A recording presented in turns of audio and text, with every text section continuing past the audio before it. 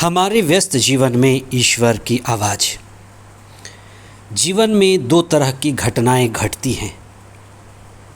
एक तो हम परिस्थितियों पर अधिकार रखते हैं। अगर हम तैयार हैं, आत्मा में हैं, चेतना में हैं, प्रभु से जुड़े हैं, प्रभु से संयुक्त हैं, तब हम अपने जीवन को अपने अलग अलग परिस्थितियों पर अधिकार रखते हैं। स्वास्थ्य पर अधिकार, घर पर अधिकार, परिस्थितियों पर अधिकार। और दूसरी तरह की बात है, हम परिस्थितियों के शिकार होते हैं। परिस्थितियां विपरीत हैं, परिस्थितियां नाजुक हैं और हम परिस्थितियों के शिकार होते हैं। ये नकारात्मक है। आज के पहले पाठ में इसी तरह की बात हम मूसा और इस्राएलियों के बीच देखते हैं। मूसा जो मजबूत नबी था, वह ईश्वर के इतना नज़दीक था कि वह सीधे ईश्वर से वार्तालाप करता था, बातें करता था।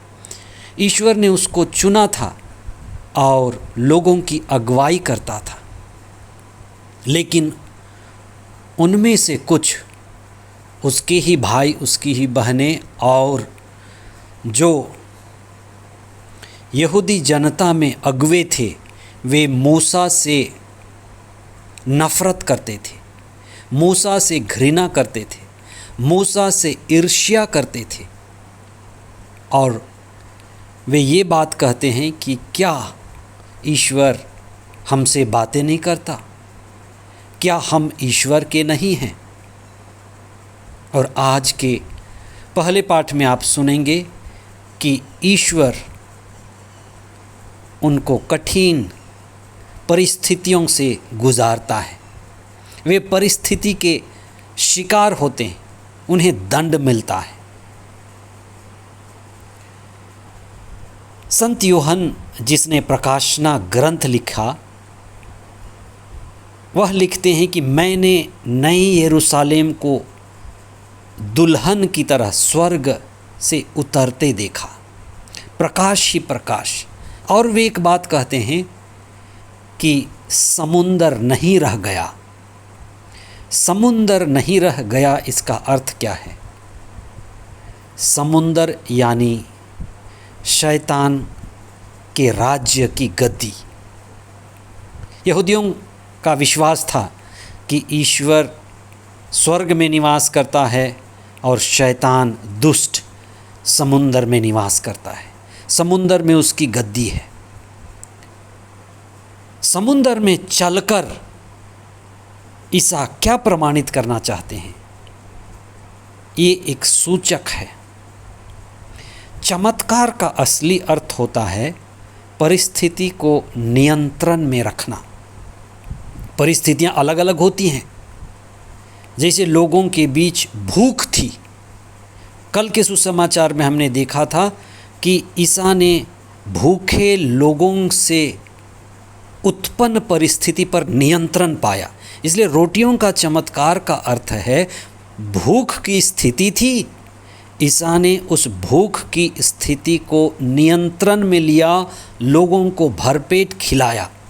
तो लोगों को खिलाना परिस्थिति को नियंत्रण में लेना है, नियंत्रित करने की क्षमता, ये चमत्कार है। आज के सुसमाचार में ईसा समुंदर को नियंत्रण में लेते हैं।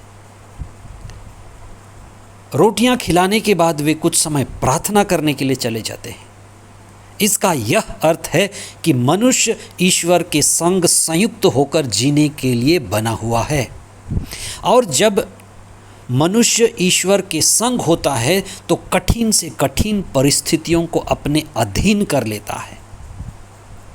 जैसे ईश्वर ने यहूदियों को मरुभूमि में मन्ना खिलाया था, मन्ना का प्रबंध किया था, उसी तरह से ईसा अपने समय में अपने लोगों के बीच में रोटियों का चमत्कार नया मन्ना खिलाने वाला, मतलब भूख की,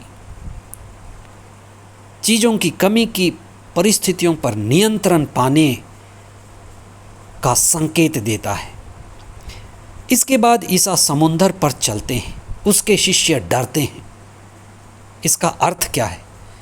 शिष्य विभिन्न परिस्थितियों से डरते थे कि आगे क्या होगा, ईसा के जाने के बाद क्या होगा, कैसी घटना घटेगी।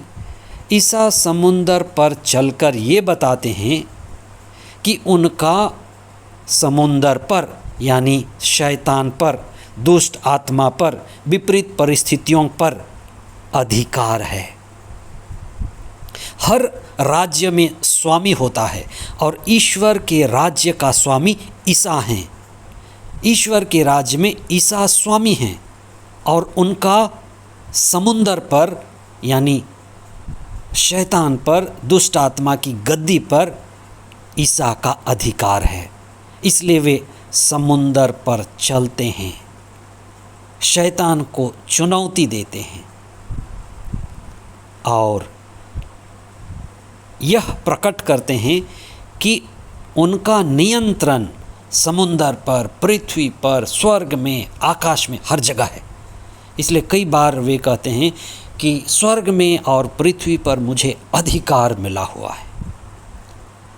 इसलिए शैतान, विपरीत परिस्थिति हमें नियंत्रित नहीं कर सकती।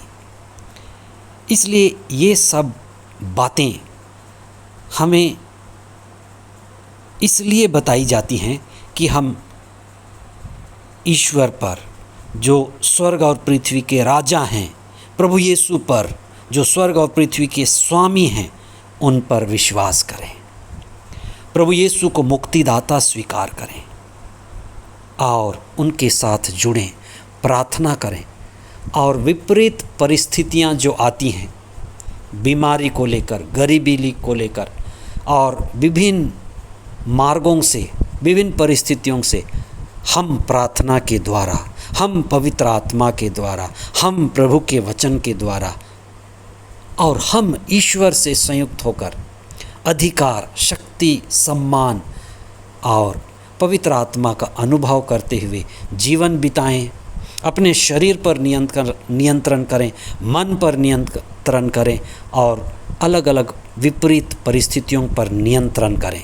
और जैसे प्रभु यीशु कहता है, डरो मत, ना मृत्यु से, ना दुष्ट से, ना दुष्ट की परीक्षाओं से, लेकिन प्रभु पर नज़र, प्रभु से जुड़कर प्रार्थना करते हुए जीवन बिताने के लिए प्रभु हमें आमंत्रित करते हैं और निडर और साहसी और धैर्यवान जीवन जीने के लिए हमें आमंत्रित करते हैं।